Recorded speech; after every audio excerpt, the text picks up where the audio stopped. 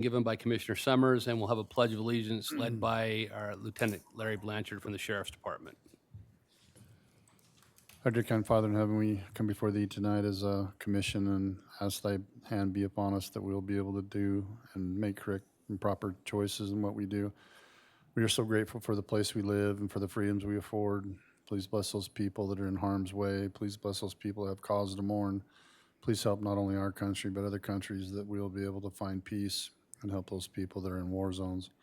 Please bless the people that are out there keeping us safe, that they might be able to go home tonight and no harm or accident befall them. Please watch over our nation as we try to get through these trying times. And we ask these favors and blessings in the name of thy Son, Jesus Christ. Amen. Amen.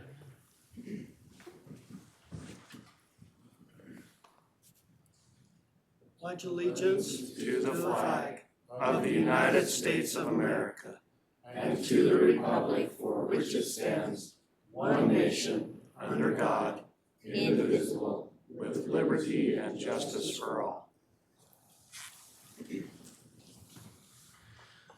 All right. I'd entertain a motion to approve the minutes from July 19th. I'll make a motion to approve the minutes for July 19th. Second. I have a motion from Commissioner Bingham, a second from Commissioner Summers to approve the minutes from July 19th. All in favor? Aye. Aye. Aye. Motion passes. All right, on administrative review, reports, future agenda items. The only thing I was going to throw out is just we appreciated Bear River City inviting us out to their 24th celebration, their parade. And we're looking forward to the County Fair Parade on the 21st, right? 21st? Yeah. I have to remember what day that is. Yeah, the 21st. And our County Fair going the 21st through the 24th and the things that go with that. So I don't think we have anything on a former agenda or emergency management issues at this time. Well, emergency management, are fires okay? How are we on fires right now, Kevin? Got one right now, still going. One still going. Is that the one up by the north end? Okay. And then on ARP and LATCF, nothing on this meeting. So we'll go to our public interest presentations and concerns. We'll start with here at 508, Autonomous Solutions INC is requesting a new lease for the use of the fairground parking lots. Josh Williams. Come on up. If you'll have a seat right there, make sure to pull that mic up and then state your name and Yes, sir. Oh, sorry. Thanks. Anybody else? No. Thank you. Thanks. Thanks.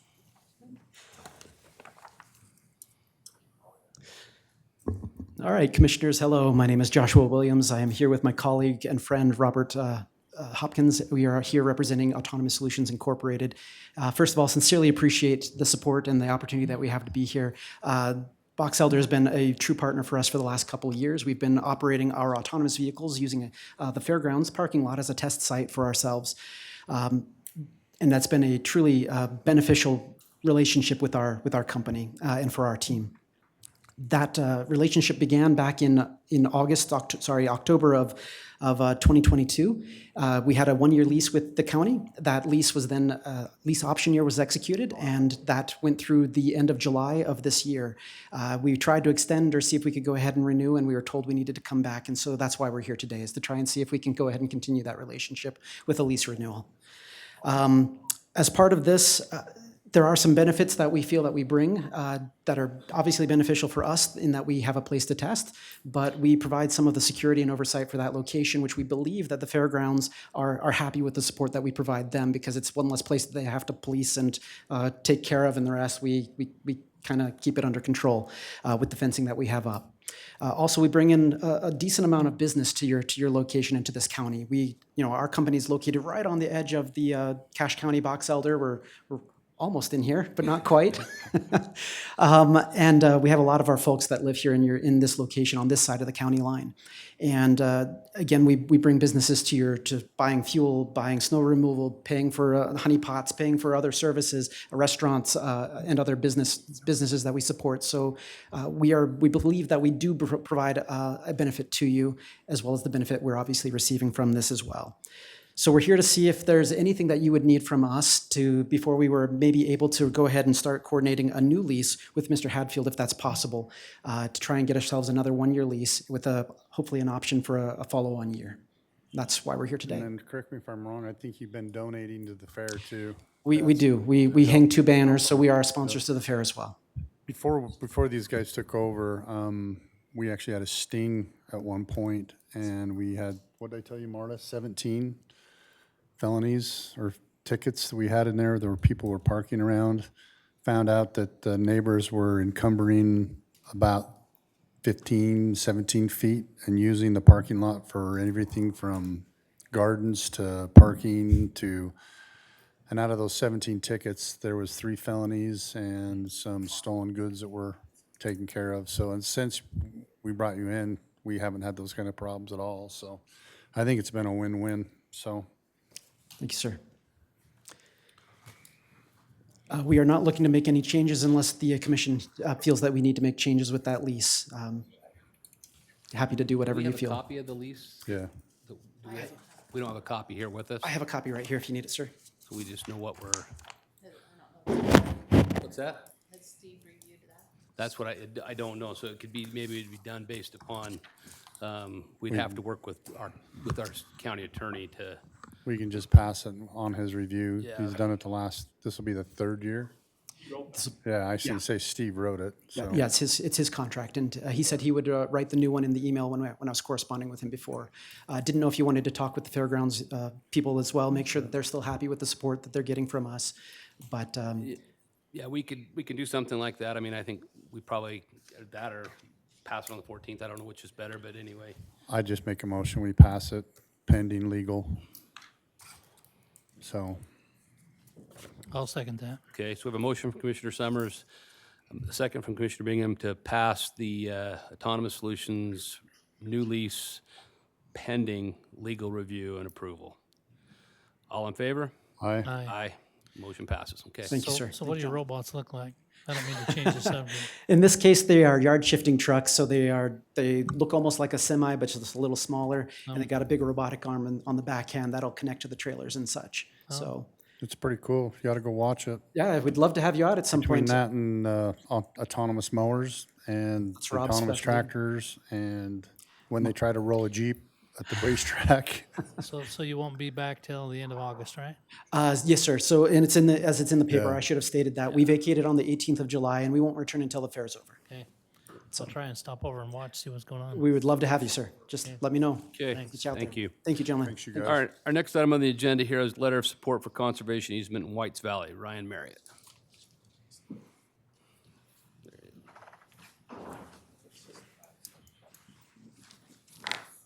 It's nice to put a face to the name. Commissioners, glad to be here. Thank you for your time. Provided a letter for your review. Not sure if you've all had that opportunity to read it. Our ranch has been in our family now for 5 generations. The proposal that I am putting forth today for you guys is that we'd like to enter in an easement agreement that would maintain ownership to myself, keeping it in the family, but also would maintain an easement for perpetual use of livestock grazing.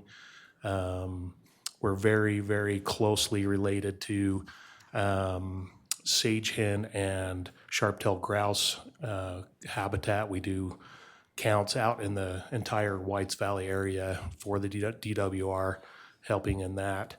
But we'd like to keep this in a perpetual easement so that it can't be developed going forward. So I'd like to maintain that going forward with my ownership. It's been in our family since 1906, and we don't plan on doing anything further other than livestock and wildlife. So with that, I'd like to put that forward to you guys and get your support. Okay, any discussion from the commission?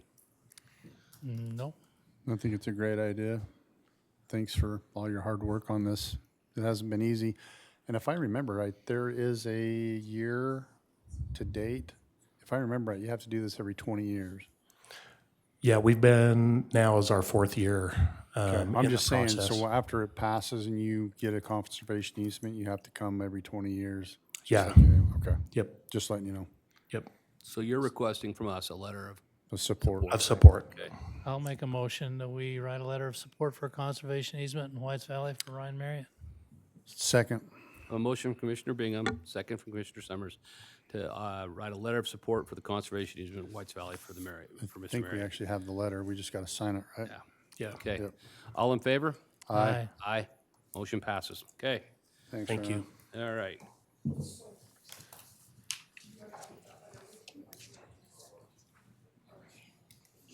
We'll sign it. All right, next item on the agenda will be the updated fleet policy. We'll have Charlene come up, we'll talk about that. Charlene Larson, County Auditor. We've been working probably over the last year with the Attorney's Office on updates to the fleet policy. The main reason that this whole process began was a concern over not recognizing fringe benefits for certain people that commute in cars that's required by federal law. And so in that process, we updated the full fleet policy and tried to clarify a few issues with that, and also the implications of having insurance coverage on the vehicles because of personal use and that such thing. So we've had several discussions. I'm here to answer any questions or whatever you need on that, so. Okay, I just think after that email that was sent out before about just some questions and they're not here to go through this, the sheriff and those guys, I just as soon try to table this until the 14th where they can get here, maybe have some more questions answered between now and then. And since the attorney's office isn't here either, I noticed that as well, I so, I think that would probably be the smart thing to do is just table it until the 14th. So we yeah. have some more discussion. and perhaps we could even do something with leadership meeting coming up where we could Probably be make good. sure that we finalize that we've- discussion and, Yeah, answered all their questions the- as to how have that knowledge will of what- affect people. yeah, they understand what the IRS implications are. Yeah, and I need clarification on how we're going to administer it, whether it's gonna be an additional cost to the employee or if we're gonna recognize it as a fringe benefit, so. That's probably, and that's not in the policy right now, right? It's just a matter of. No, it's not in there to clarify it, so that was my concern, is like, I want a decision by the commission, how you wanna handle that going forward, so. So that may be a big discussion at our next elected think official department so. head meeting before the next meeting. I mean, currently, the county is giving that fringe benefit without cost to the employee, just not showing it on the proper federal forms as income. So Okay. I don't know if that'll weigh your decision as to what you would like to do, but I just make a motion, we table unless Boyd, you got something to say? Nope. I just make a motion, we table this until the next meeting. Second? Okay, so we have a motion to table the updated fleet policy and associated forms until the next meeting on August 14th. From Commissioner Summers, second from Commissioner Bingham. All in favor? Aye. Aye, motion passes. Thanks. So we'll put that on the next agenda and Thanks, deal with it Shirley. there. All right, we're going to go to Buildings and Grounds, Generator Bid Award. Cody. Yes, please. Cody Allen, Buildings and Grounds. You guys, here's the, You emailed it out, I think, didn't you? Yeah, you emailed that out. Got a picture on make my sure you had it phone. in front of you. So this is for we asked this for the CIP last year, and so we were able to go out to bid, and this is the results for the 4 sites. Okay. You guys had a chance to look at it. You got any questions for me? I mean, I did look, I noticed that obviously the courthouse here is the most expensive one. Yes. I did talk to IT because that's one of the biggest reasons to have one here is to keep Right. our, and we have, that is where our main server, we have servers in several locations, but we would have to do something. I'm not sure that we need something this large for here to keep those servers operating. Right. So a couple questions I was asked and I want to find out from you. Generator, I can see the total cost and that includes hooking in the transfer station on the side of the building, is that correct? Right. It's the generator, transfer switch, hooking Yeah. to the natural gas, getting everything utilized to run this whole building 100%, all the buildings 100%. How, what would it cost, do you have any idea what it would cost just to put a transfer hook up and we bring in a generator, because we have some large diesel generators available to us, so that if we needed to, we could maybe put a smaller generator for the servers, and then if we really needed to keep the building up and operating, we could bring in a larger generator and hook No, it to the. we could do that. I'd have to reassess that because we'd have to put a bigger we'd have to put the transfer switch would be okay, but I'd have to diagram the electrical outlets so that now it's just a switch, everything runs. So what I'd have to do is when I flip that switch, we'd have to separate everything out so that when the generator runs, it just runs this portion of it, not the whole. So what I talked to Keith, and he needs to come and maybe clarify. What I would suggest is that we take those servers, those important servers that are here, and put them maybe at the DMV or at the Justice Center, so that that generator it'll be big enough to run his system. That he's talked about actually moving those servers over to it because it's in this old building. If something happens, then he's concerned about that. So that's an option. Okay. Both of those are options. I do feel that's totally reasonable, that we can look at that and redraw that and put that back out to bid if that's something you know. Would the fairgrounds generator that we have that's mobile do this? It is capable, but I'd have to, like I said, I'd have to rewire the disconnect, rewire the whole panel, because right now everything's in the panel, so I'd have to separate everything out, and it would be able to do that. If you were gonna rank them, what order would you rank these in for most important? Most important, I would say the Justice Center, then the DMV, and then the landfill, and then the historic courthouse. Okay. And the landfill can take care of their own. That's the only thing that's not coming out of the general fund, so, right? Right, and so I have right here is they have already from the 30,000 in there from last year, from the, what was it? Our support we asked from the Biden, they already had a small portion of it, so not all of it needs to come out of their funds. We can pay from it from the other portions, so, yeah. We'd have to look, but yeah. But yeah, the landfill can take care of their own Right, needs. that's what I'm saying. And the only question I have, I mean, I guess I have been to the landfill several times. I'm looking at this generator for the landfill. It seems awful big.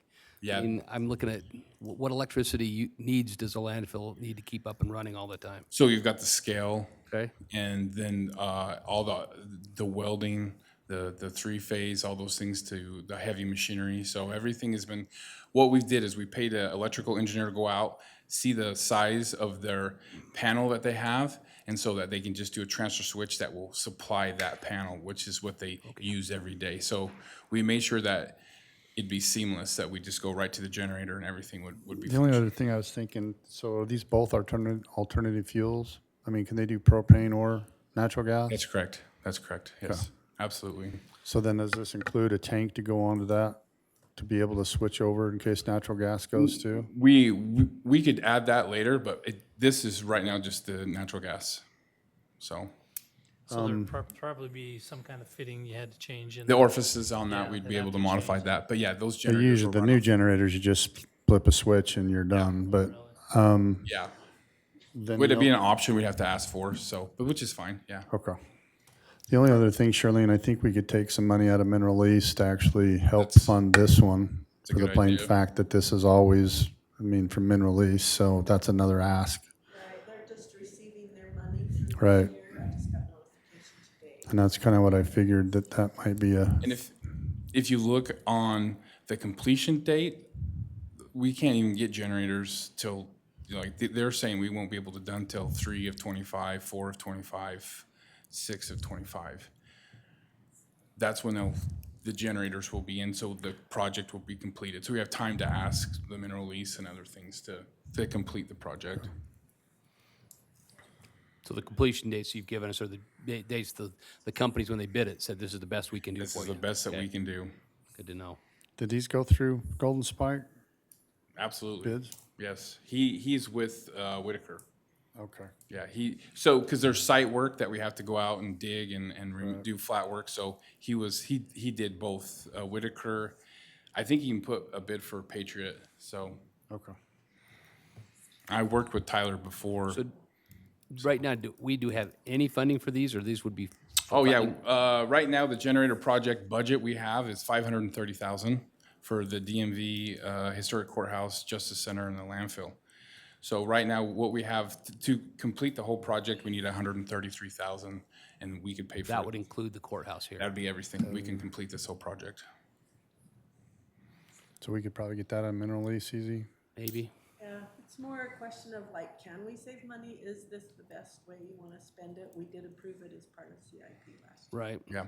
So I would suggest that we pull the trigger on the DMV, the Justice Center, and the landfill, and then let's talk about the courthouse and those options. Keith in the If conversation. if I that's, think that, yeah, I'd entertain a motion to, and we have the 100% funding for that. right. So, okay. Okay. I'll make that motion. So your motion would be to approve or in order 1, 2, and 3, or we'd do the Justice Center, DMV, and the landfill, correct? Right. Okay. So we'll do those 3, and then we'll continue to work on the courthouse We'll generator come back with the project. courthouse. So we have a motion, Second. we have a second, so motion from Commissioner Reagan, second from Commissioner Summers, all in favor? Aye. Aye, motion passes. So They paved the parking lot today for the sheriffs. to the sheriff's office, so they can actually, we can't drive on it yet, but the parking lot at the public safety Doing the building. paint tomorrow. And how's our fencing going down there? They're in a penalty phase. And Okay, Penalty phase. well, hopefully we'll see a fence around there soon. so That would be good to keep it just a little safer down at our sheriff's office, so did you thank have you. another question for me? No, I Okay. think that's everything. Thank you. Thank you. Appreciate it, so. Okay, let's go to, we have a resolution, our county attorney's not here. Resolution 2409, establishing rules and regulations for the Box Elder County Fair, including the creation of a free speech zone. You should have received a copy of that from Steve Hadfield, just so you know what it, basically, it's created. There was some concerns last year at the fair. There were certain vendors that, and certain individuals who had released space who were going over and getting into other businesses' space. And it's just one of these things we need to make sure there's a rule in place that says, if you've got a space and you're a vendor, another vendor shouldn't be able to park in front of your spot and take your spot while you're trying to sell when you paid for it. There's also some things in the code that would basically goes along with no alcohol can be purchased, possessed, or consumed at the fairgrounds. Smoking is prohibited at the fairgrounds. Littering, all garbage should be discarded properly in designated trash receptacles. It does mention. Deputies are going to be busy. Yeah, that they're family friendly, that the Box Elder County Fair is family friendly and civic friendly and oriented events. Accordingly, that anything that is pornographic, sexually explicit, suggestive, or vulgar, or not in keeping with the family and civic atmosphere would not be allowed. Unlawful activities, that no person, business, association, or other organization can engage in any activity which would be in violation of any law or ordinance, code, or statute or regulation. And basically refusal to follow the rules, that it says any person, business, associated, or other organization refusing to comply with these rules and regulations shall, on the proper request of the fair officials, be directed to leave the fairgrounds facilities, and in the event of failure to comply with such a request, that they would be regarded as a trespasser and is subject to all applicable trespassing laws. That's the process which the county attorney feels like that's the best solution. And there's a location that if somebody does need to have, feels like they need to do their free speech, there's a location for that to occur. So that's the ordinance. So I would put it out if anybody has any questions or if you want to make a motion. I'll make a motion, we pass resolution 2409. Second. I have a motion to pass Resolution 2409, establishing rules and regulations for the Box Elder County Fair. All in favor? Aye. Aye. Okay, motion passes. All right. This takes us to our public comment section. And for public comment, those wishing to make public comment need to sign that roll, which they've done. We have their list here. And we need to continue to follow the rules as established, as you're up on the board here. The speakers will each be given 1 3-minute opportunity to speak regardless of the number of items they wish to address. They need to address their comments to the county commission only. This is a time to be heard. There will not be a back and forth dialogue between the commissioners. They'll just give the commissioners information gathering time. And speakers, if they have copies of the remarks that they'd like to put on file with the county clerk, they can leave those with the county clerk. Or if there's something more that they didn't get to say in their 3 minutes, they can provide that to the county clerk, who can provide that to the commission. So with that, we have 4 individuals here. So we're going to start with Brody Calder. Brody, you'll come up, take a seat and just state your name, and then you can tell us what the issue is.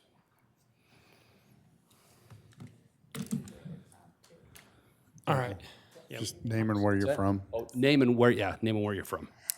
Brody Calder, and I'm from East Garland. I appreciate you taking the time to let me come and speak with you. And I had a application that was tabled with you guys just recently about a zoning that I had on my property that was 1/2 acres that I had requested zoning on, and it was tabled. In that there was 3 individuals who requested it to be tabled for a community plan. In doing so, this has caused utter chaos in our community, and it's unfortunate that what problems it's caused. We have 3 individuals who are creating meetings that are privately held meetings and not letting other people participate unless you agree with their ideology. And what happens is they are pushing their agenda.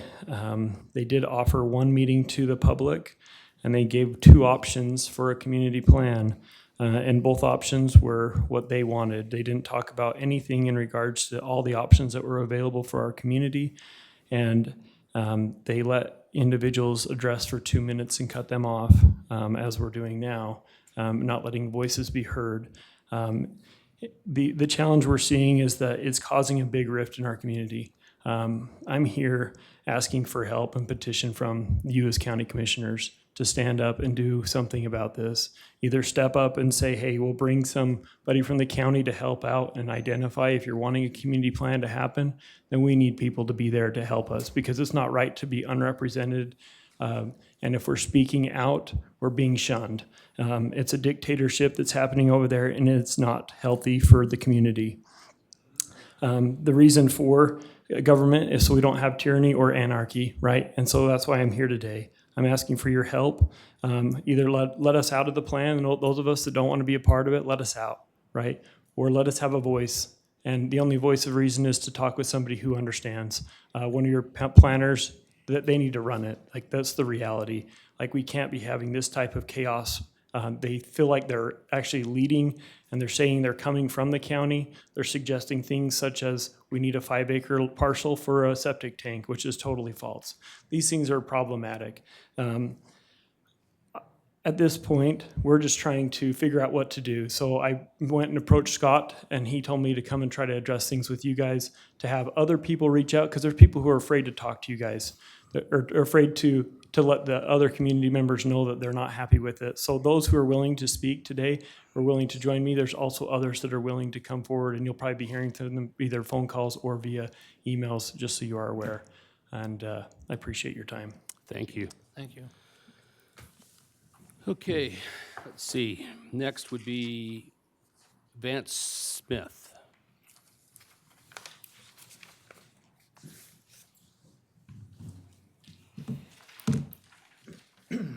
Again, state your name and where you're from. Sure. Vance Smith, I'm also from East Garland. So commissioners, I want to talk about the zoning issue in my area. While I agree that zoning may be needed in this area, the manner that it is going about is problematic. I would challenge you guys to look into the history of the surrounding properties in question and the owners of the property. I want to make clear that I'm not here in support of any one neighbor or personal business agenda. I am only here in support of individual property rights. The ones that protect agriculture, protect construction, protect families and investments. I challenge you guys to look into the previous uses of the properties and who is in opposition and support of challenging other owner properties. Look into the land use that the individual property rights have afforded all the landowners in the area, including the ones that are pushing to rezone. I would encourage you guys to, and I would encourage anyone concerned about their own property to individually zone properties and choose what they feel like best protects their use for it. I hear that we want to be able to build homes for our kids, but we don't want others moving in. We don't want it to look like East Factory was the comment. But if we look past the prejudice of only allowing some to move in and what and we look past that prejudice and we look at what makes this state so great to live in, we see the rights that should protect all owners. This is the reason I have a desire to serve this county, to protect this beautiful county and to protect each other's property rights. It really is, there's a lot of actions that can be taken individually. And for them to impose something on somebody else is where I kind of draw a hard line. There's been a lot of people be able to enjoy the beautiful area, be able to bring their families in, be able to build homes. And I think that's great. And with that being said, if somebody complains about the smell of agriculture or the sound of agriculture, I will also tell them to move, because that's the beauty of living out here. That's the beauty of owning property in this state and in this county. So I just would challenge you guys to kind of look at that as we move forward with this zone and see what we can come up with. Thank you. Thank you. Okay, let's see. Next would be Tyler Ellis.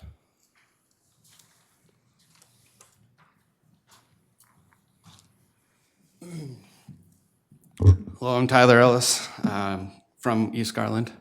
Grew up in Fielding. Since moved back with my family there, and as I went through this meeting that these other fellers have been talking about, I felt very, I'll admit I stood up and called them hypocrites.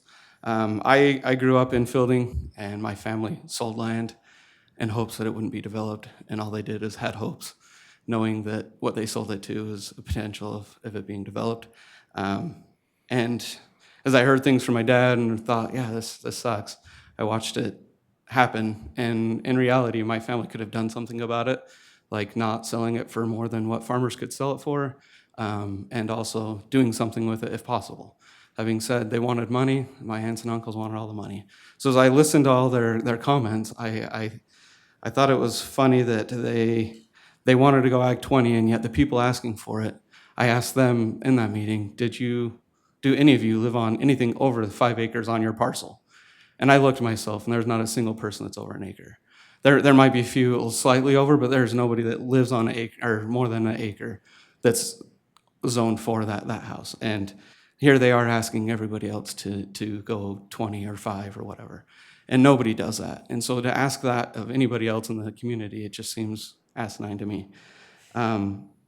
I feel like it is something to be looked at. I don't disagree, and it does need to be zoned.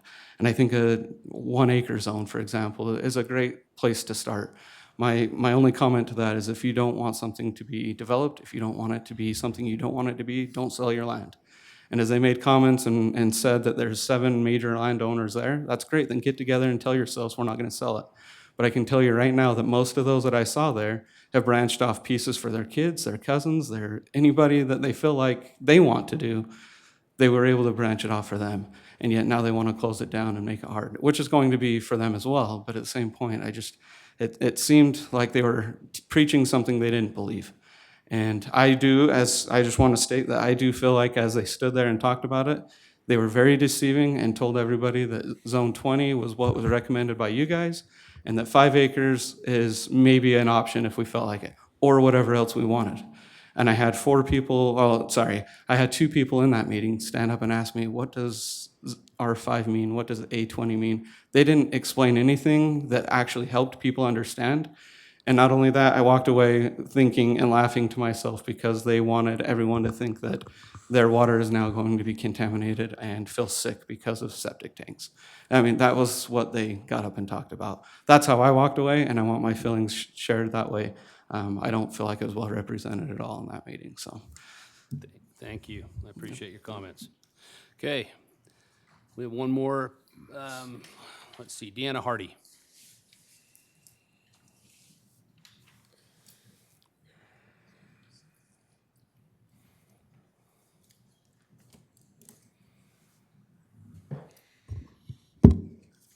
Okay, Deanna Hardy Brigham. It is concerning that I continually have to speak on the inaccuracy of my public comments typed in the minutes. In the minutes of 7/9/24, I never stated the state has the ability to choose what boxes need to be audited. I stated the state does not have the right to dictate how many or which election box can be audited. This is out of their jurisdiction. All the boxes should be audited. When we used to vote at our local precincts and signed our signature in the book provided, you could see all the signatures that preceded your own.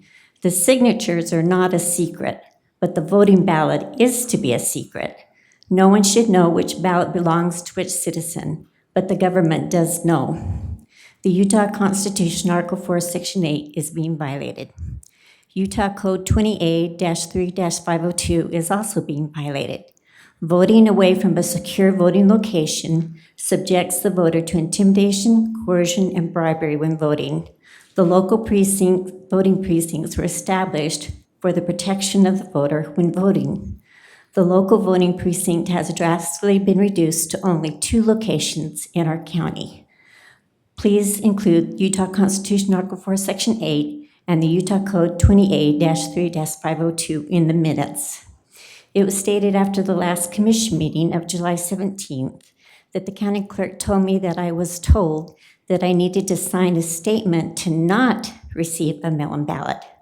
I should not have to sign a statement. Only those that choose to vote by mail should have to sign up like they used to have to do and sign a waiver waiving their right to secret ballot. You cannot vote by mail and expect a secret ballot. It's not possible. If the citizens are not allowed to audit the entire primary or general elections, our elections are corrupt. Cox Henderson want the citizens to trust the elections, but not to verify that trust. The fox keeps guarding the henhouse. We are wasting thousands of taxpayer dollars on 400 citizens that chose to vote in person, 324 mail-in ballots that were never delivered, 103 ballots not counted because they were posted after the due date, 142 with signature problems, with only 29 being corrected. All of this waste can be resolved by going back to in-person voting, voter ID, hard copy sign-in book, paper ballot, and many citizens being poll watchers and counters, auditing the entire election, knowing the results that very evening like we used to know. Thank you. Thank you. Okay, that concludes all of our public comment. There's no closed session tonight. Motion to adjourn? Motion to adjourn from Commissioner. Second. Second from Commissioner Bingham. All in favor? Aye. Aye.